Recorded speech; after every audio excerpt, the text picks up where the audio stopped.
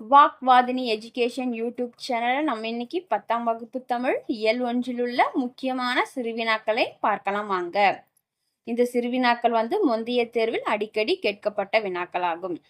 முதல் வினா, தமிழன்னையை வாழ்த்துவதற்கான காரணங்களாக பாவலரேறு சுட்டுவன யாவை? தமிழன்னையை வாழ்த்துதல்.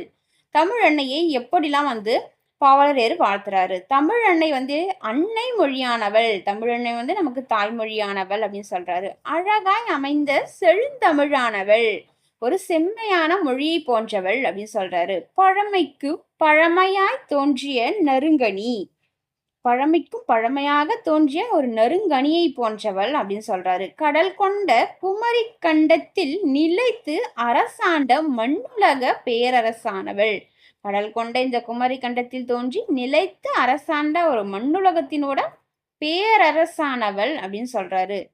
பாண்டிய மன்னனின் மகள் அப்படின்னு சொல்றாரு. திருக்குறளின் பெரும் பெருமைக்குரியவள், திருக்குறளினோட பெருமையை சொன்னவள் அப்படின்னு சொல்றாரு.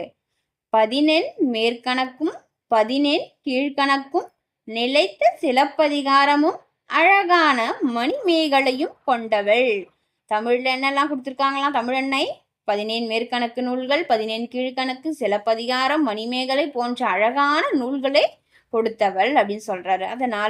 அதனால் பொங்கி எழும் நினைவுகளால் பாவலரேறு தமிழன்னையை வாழ்த்துகிறார். அதனால அவரோட நினைவுகளால் தமிழன்னையை வாழ்த்துவதாக இந்த பாடல் நமக்கு அமைந்துள்ளது. அடுத்த வினாவை பார்க்கலாம் வாங்க. புளியங்கன்று ஆழமாக நடப்பட்டுள்ளது. இதுபோல் இளம் பயிர் வகை 5 பெயர்களை தொடர்களில் அமைக்க. இளம் பயிர்னா ஒரு செடி சின்னதா இருக்கிறப்போ நம்ம அது இளம் பயிர் வகை அப்படின்னு சொல்றாங்க.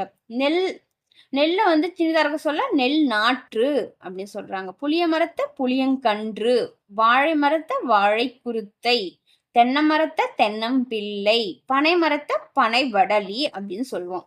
இதை தொடர்ல அமைக்கலாம். வயலில் நெல் நாற்று நட்டனர். சாலையோரத்தில் புளியங்கன்று வளர்ந்திருந்தது. வாழை குருத்தை கண்டவுடன் மிகவும் மகிழ்ந்தேன். வீட்டில் தென்னம்பிள்ளை நட்டு வைத்தேன். குளக்கரையில் பனை வடலியை கண்டேன். அடுத்த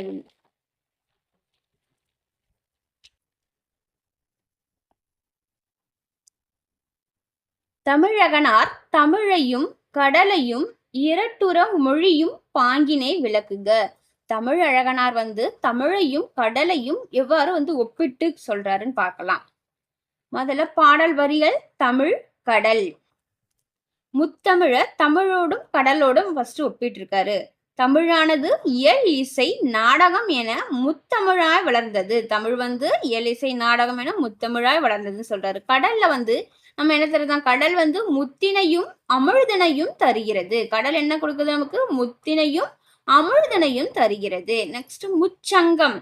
முதல் இடைக்கடை ஆகிய முச்சங்கங்களால் வளர்க்கப்பட்டது. தமிழ் முதல் இடைக்கடை ஆகிய 3 சங்கங்களால் வளர்க்கப்பட்டது.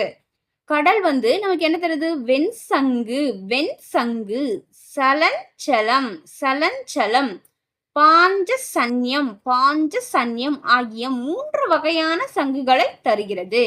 மொத்த அணிகலன் 50 காப்பியங்களை அணிகலன்களாக பெற்று அழகு தருகிறது. தமிழ் 50 காப்பியங்களை அணிகலன்களாக பெற்று அழகு தருகிறது.